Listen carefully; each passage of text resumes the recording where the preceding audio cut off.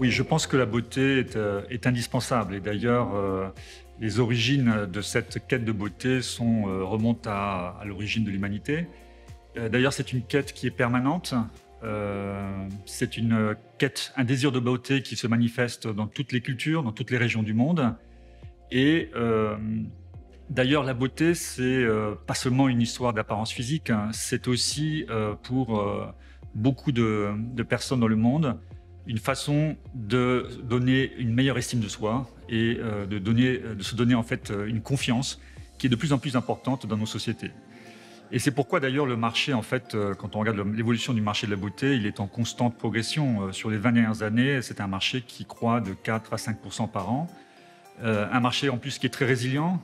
Sur toute cette période-là, il n'y a qu'une seule année pendant laquelle le marché de la beauté n'a pas cru, c'est au moment du Covid d'ailleurs. Et un marché qui est porté bien sûr par une démographie qui continue à se développer, au même titre d'ailleurs que des classes moyennes qui se développent, surtout dans les pays émergents. Et ceci dit, il est très important, et c'est pour ça que c'est inscrit dans notre raison d'être, il est très important bien sûr que non seulement le leader de la beauté, mais l'ensemble de l'industrie soit consciente de l'empreinte que notre univers peut éventuellement porter sur notre planète. Et c'est pour ça que nous avons des objectifs inscrits dans notre raison d'être pour faire en sorte que la planète soit plus belle. Et c'est d'ailleurs la raison d'être de L'Oréal est portée par cette ambition-là. Et donc, il faut absolument agir, c'est une urgence. Et c'est en cela que, bien sûr, si d'un côté, le désir de beauté, il faut le protéger, cela va bien sûr avec la nécessité absolue d'agir sur la beauté de la planète.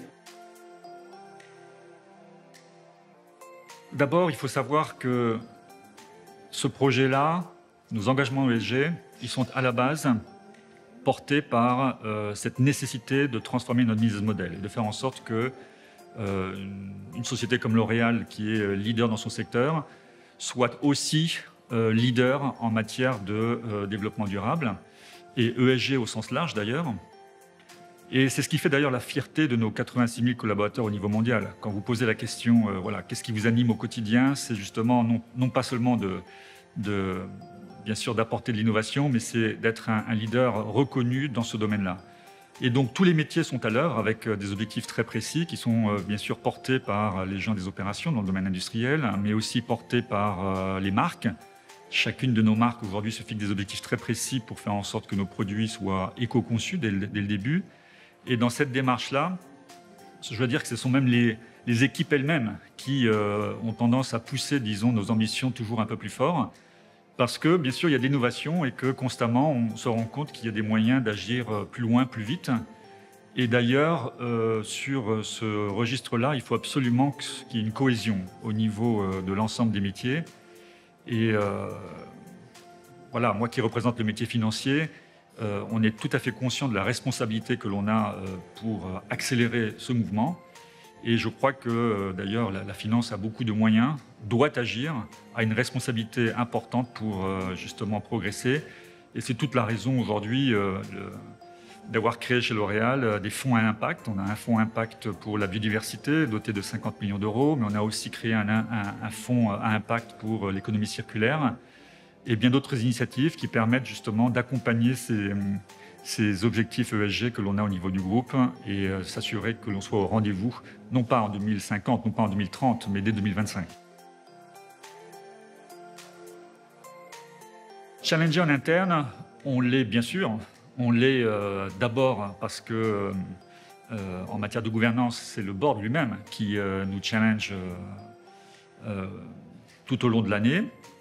Et en interne, c'est vrai que de plus en plus, il y a une forme, disons, de militantisme qui est très salutaire d'ailleurs au sein de l'entreprise, porté par des jeunes, porté par des experts pour, sur certains registres, essayer d'aller toujours un peu plus loin.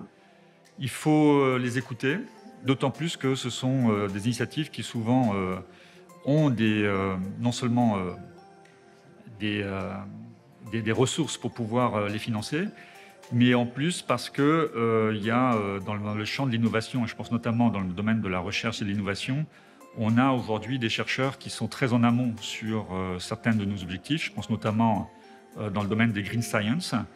Et je crois que ce sont des initiatives qu'il faut accompagner, d'autant plus qu'elles sont non seulement, disons, internes à l'entreprise, mais très souvent, de plus en plus, on est ouvert, bien sûr, aux initiatives qui arrivent de l'extérieur.